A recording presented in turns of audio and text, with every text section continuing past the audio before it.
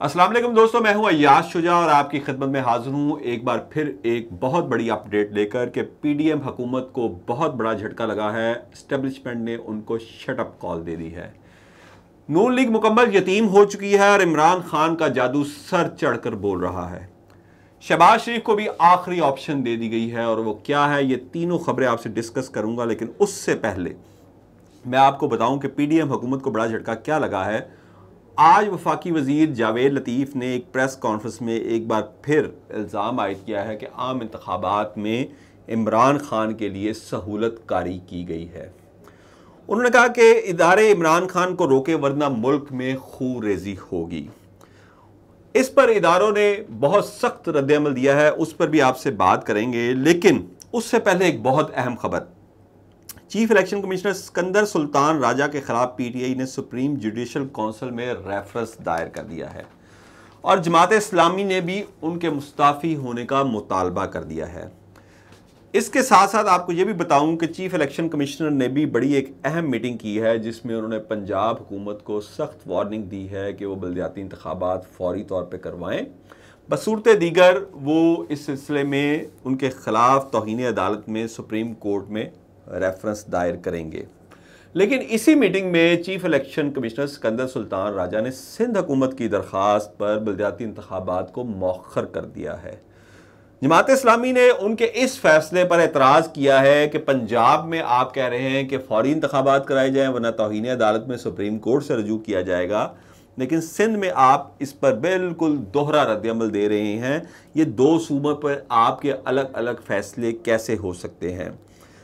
इस पर अब देखना यह है कि पीटीआई और जमात इस्लामी कैसे इनके खिलाफ काम करते हैं। अभी तक तो सिकंदर सुल्तान राजा बिल्कुल मुस्लिम लीग नून और पीडीएम की साइड लिए हुए हैं। उनके ये दोनों सूबों के हवाले से आपको तर्ज़ अमल में वाज़िया आपको फ़र्क नज़र आएगा कि अगर पंजाब में बल्दियाती इंतखाबात ना हो तो तौहीन अदालत की कार्रवाई होगी और सुप्रीम कोर्ट में जाया जाएगा, लेकिन सिंध में ना हो तो उनको मौखर कर देते हैं, कोई बात नहीं, वहाँ पर फिर हो जाएंगे। अच्छा, अब मैं आपको बताऊं कि चीफ किस तरह एस्टेब्लिशमेंट ने शटअप कॉल दी है। अच्छा, इससे पहले कि मैं आपको बताऊं कि किस तरह एस्टेब्लिशमेंट ने शटअप कॉल दी है, लेकिन इससे पहले इस्लामाबाद हाई कोर्ट में आज एक बहुत अहम रिट हुई जिसमें मरियम नवाज के शौहर कैप्टन रिटायर्ड सफदर ने एतजाज़ एहसन के ख़िलाफ़ तौहीन अदालत की दरख्वास्त दायर की थी, जिसमें एतजाज़ एहसन का वो बयान जो उन्होंने लाहौर में दिया और जिसमें उन्होंने इल्ज़ाम आयद किया था कि मरियम नवाज़ और नवाज शरीफ के ख़िलाफ़ केसेस ख़त्म किए गए हैं और किस दबाव पे किए गए हैं, इस पर उन्होंने की। लेकिन हाई कोर्ट ने, chief justice Islamabad high court ने एतजाज़ एहसन के बयान को गैर ज़रूरी करार देते हुए कैप्टन रिटायर्ड सफदर की दरख्वास्त को निपटा दिया है। कैप्टन सफदर के इदारों और अदलिया मुखालिफ बयान पर एतजाज़ एहसन के खिलाफ दी गई तौहीन अदालत की दरख्वास्त की समाअत के आगाज़ पर ही दरख्वास्त गुजार ने अदालत को मुतनाज़ा बयान से मुतल्लिक आगाह किया, जिस पर चीफ जस्टिस ने रिमार्क्स दिए कि क्या आपको इस अदालत पर एतमाद है, क्या कोई इस अदालत को इन्फ्लुएंस कर सकता है? जिस पर वकील ने जवाब दिया कि हमारी अदालत पर तो मुकम्मल एतमाद है।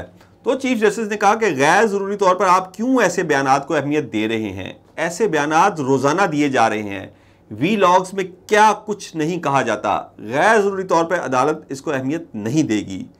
इसमें मिस रिपोर्टिंग भी हो रही है, जो जिसका जी चाहता है कर रहा है, इसका हल तौहीन अदालत नहीं है। कैप्टन रिटायर्ड सफदर ने अदालत को बताया कि एक शख्स 40 साल से वकालत कर रहा है, कह रहा है कि बाजवा ने केस से निकलवाया। कल यही क्लिप मुखालफिन उठाकर कहेंगे कि किसने केस से बरी करवाया है। चीफ जस्टिस ने मुकालबा करते हुए कहा कि 2018 में कोई अगर इस अदालत को इन्फ्लुएंस नहीं कर सका तो अब भी कोई नहीं कर सकता। दरख्वास्त गुजार ने कहा कि आपने वक्त के फिरौनों के खिलाफ फैसला दिया, हमें जमानत दी, तलाल चौधरी और दूसरों को तौहीन अदालत में बुलाया गया, अब इनको क्यों नहीं बुला रहे? चीफ जस्टिस ने रिमार्क्स दिए कि क्या आप चाहते हैं कि अब ये अदालत भी वही करे जो वो करते रहे हैं?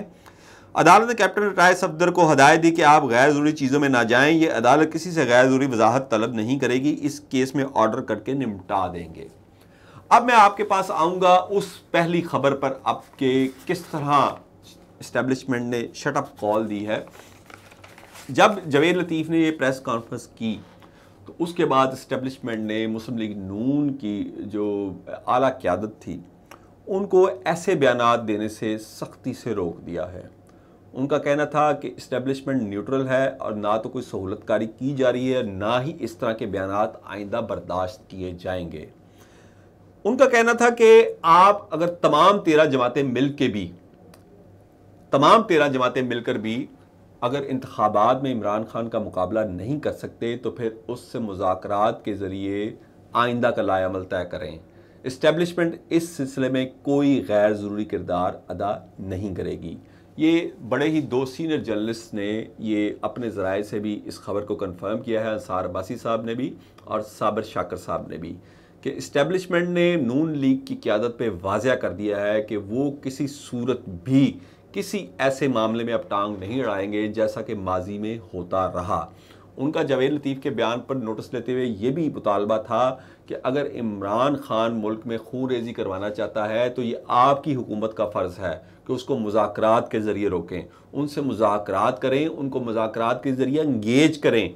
इसमें इस्टेब्लिशमेंट को बार बार प्रेस कॉन्फ्रेंसेस करके मुर्द इल्ज़ाम ठहराना या उनको इन मामलात में घसीटने की रवायत को तर्क कर दें।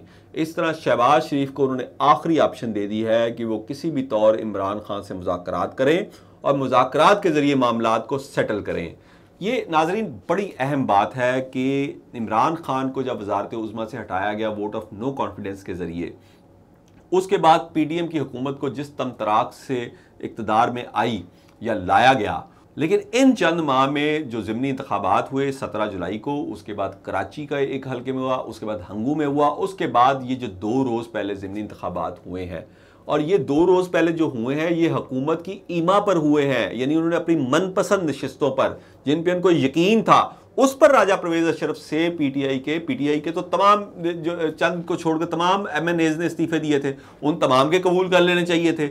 लेकिन जिन नशिस्तों पे उनको यकीन था कि हम इलेक्शन जीत सकते हैं, खा वो KPK की थी, खा वो पंजाब की थी, खा वो कराची की थी, उन नशिस्तों पर उन्होंने वो इस्तीफे मंजूर करवाए। लेकिन उसके बाद जब इमरान खान की पॉपुलैरिटी की वेव उन्होंने देखी, उनके जलसों को देखा, तो उसके बाद इन इंतखाबात से भी और 17 जुलाई के खुसूसी इंतखाबात के नताइज के बाद वो भाग रहे थे।